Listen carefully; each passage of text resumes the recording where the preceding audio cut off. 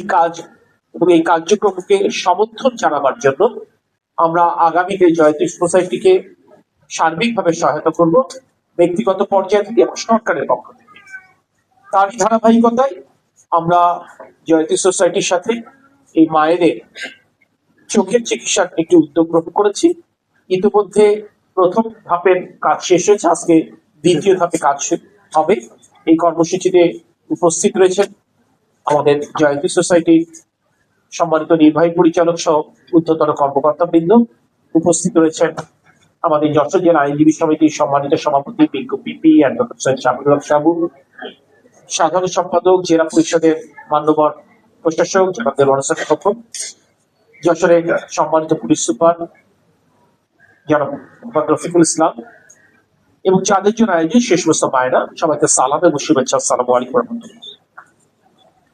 কথা আমি এখানে বেশি বলতে চাইনি এবং বেশি বলতে চাই না, কারণ এখানে একটি চক্ষু শিবির পরিচালিত হচ্ছে এবং হবে। মূলত এখানে চিকিৎসা সেবার নিমিত্তে এই আয়োজনটি, এখানে বেশি কথা বলবার এবং শুনবার প্রয়োজন আছে বলে আমি ব্যক্তিগতভাবে মনে করি না। আমরা শুধু এই কথাটি বলতে চাই, আমরা এই কার্যক্রম শুরু করেছি। আমরা যতটুকু জানি এখানে প্রায় 4 শতাধিক মায়েদেরকে নিয়ে ওনারা কাজ করেন, সেহেতু পর্যায়ক্রমে প্রতিটি মানুষকেই আমরা এই চিকিৎসা সুযোগের মধ্যে আনবো ইনশাআল্লাহ। আমরা একটা চক্ষু শিবিরের মাধ্যমে কাজ শুরু করেছি। আগামীতে সাধারণ যে মেডিকেল ক্যাম্প আমরা পরিচালনা করি বাংলাদেশ জাতীয়তাবাদী দলের পক্ষ থেকে, আমরা সেই মেডিকেল ক্যাম্প আমরা আমাদের দলের পক্ষ থেকে পরিচালনা করি বা সরকারের আনুকূল্যেই করি। কোনো না কোনো ভাবে আমরা স্বাভাবিক এবং সাধারণ মেডিকেল ক্যাম্পের আওতায় তাদেরকে আনবো, যাতে করে শারীরিক অন্যান্য সমস্যাটা তারা চিকিৎসা পেতে পারে। এছাড়াও আমরা কথা দিয়েছিলাম যে এখানে অনেক সংকটের মধ্যে তাদেরকে জয়তী সোসাইটিকে কাজ করতে হয় এবং মূলত উদ্যোক্তা যারা, তারা তাদের ব্যক্তিগত উদ্যোগ, ব্যক্তিগত আমি বলবো যে পৃষ্ঠপোষকতায় এই ক্যাম্পটি তারা পরিচালনা করেন।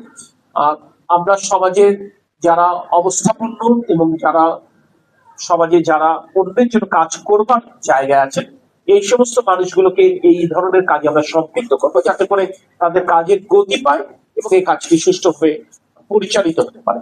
সেই ব্যাপারে আমাদের যে বক্তব্য ছিল, সেই বক্তব্য আমি আবার উল্লেখ করছি। অর্থাৎ আমরা যেটা বলেছিলাম সেটি আমাদের স্মরণে রয়েছে এবং আমাদের এই কার্যক্রমে অর্থাৎ জয়তী সোসাইটি এবং ব্যক্তিগতভাবে আমার এই চিন্তার জায়গা থেকে ইকো সহায়তার হাত বাড়িয়ে দিয়েছে, কারণ আমি তাদের প্রতি কৃতজ্ঞতা প্রকাশ করছি।